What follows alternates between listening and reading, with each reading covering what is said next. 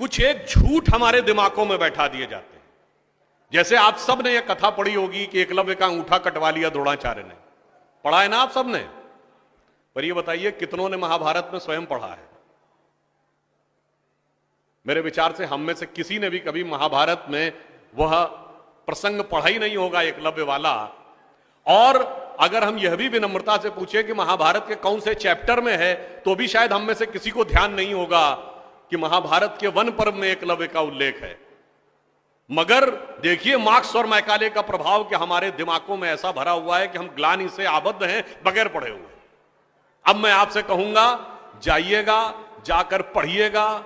ना अवेलेबल हो तो इंटरनेट पे जाके सर्च कर लीजिएगा, ना हो तो राम जो महाभारत सीरियल आया था उसका एपिसोड जाके यूट्यूब पे देख लीजिएगा। कि किस्सा यह था कि जब आपको चाहे आपने कथा सुनी होगी कि कुत्ते का मुंह बाणों से भर गया था जो एकलव्य ने तीर चलाए थे, और जब वह तीर अर्जुन निकालते हैं तो उस कुत्ते के मुंह में एक खरोंच तक उस बाण से नहीं आई होती है, तो वो चौंक जाते हैं क्योंकि ये सामान्य तीर नहीं है। उन्होंने कहा तो दिव्य अस्त्र है कि मुंह में पूरा तीर से भर गया मुंह और इसके बाद भी एक खरोंच नहीं आई। आप कहेंगे दिव्यास्त्र का मतलब क्या?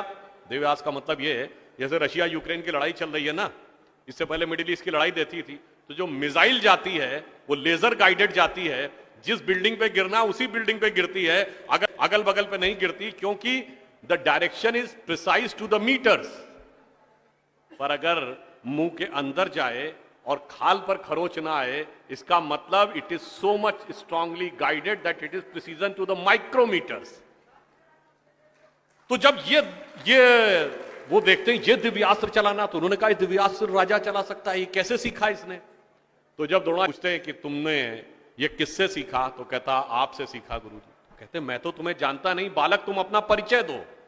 अब यहीं पर बिंदु है। एकलव्य क्या कहता है? मैं मगध नरेश जरासंध के प्रधान सेनापति हिरण्य धनु का पुत्र एकलव्य। अरे वो मगध के chief of the arm forces का बेटा था। यदि आप ये कह रहे हैं कि वनवासी था, तो ये भी पूरा वाक्य तो पूरा करो कि वो सेना अध्यक्ष था। मगर देखिए कितनी चालाकी से छुपा लिया आधे तथ्य को, और उसके बाद हमारे दिमागों में भर दिया कि ये बहुत गलत किया गया। बताइए, हमारे हिंदू धर्म के दो महाकाव्य रामायण और महाभारत, दोनों का रचयिता कौन?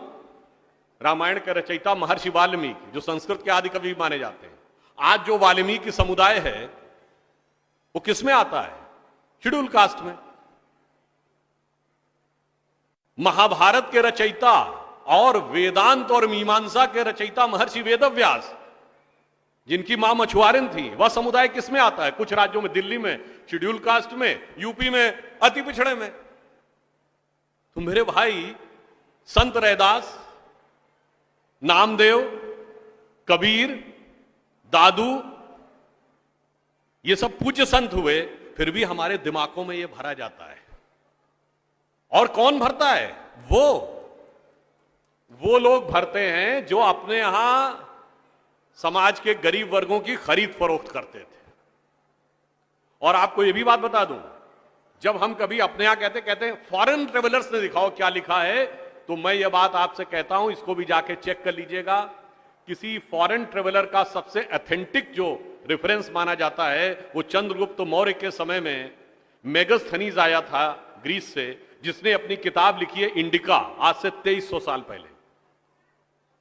वो इंडिका किताब आज उपलब्ध नहीं है, मगर उसके उद्धरण तमाम जगहों पे हैं, तो प्रूवन है किताब थी। उसने भारतीय समाज में व्यवस्था का वर्णन करते हुए लिखा है कि यहां पर 7 जातियां हैं, मगर महत्वपूर्ण बात यह है यहां इतनी समरसता, इतना सामंजस्य है कि यूनान के समाज के समान यहां कोई समाज का ऐसा वर्ग नहीं है जिसके साथ शोषण या भेदभाव किया जाता हो। ये एक विदेशी लिख रहा है। और मैं एक और बात आपसे बताना चाहता हूं, बहुतों को नहीं पता होगा, गांव में पंचायत होती है ना, ये पंचायत में 5 की संख्या कहां से आती है? ये 4 या 6 क्यों नहीं? 5 की संख्या जानते कहां से आती है? 4 वर्ण माने गए थे, तो किसी भी गांव में निर्णय लेना होगा तो चारों वर्णों का एक एक प्रतिनिधि होगा, और 5वां जानते कौन होगा? गांव के बाहरी क्षेत्रों में रहने वाले वो वनवासी जो प्रत्यक्ष रूप से गांव का हिस्सा नहीं है, पर हमारे निर्णय का प्रभाव उनके जीवन पर भी पड़ेगा, तो पांचवा प्रतिनिधि उनका होगा। वहां से यह पंचायत का भाव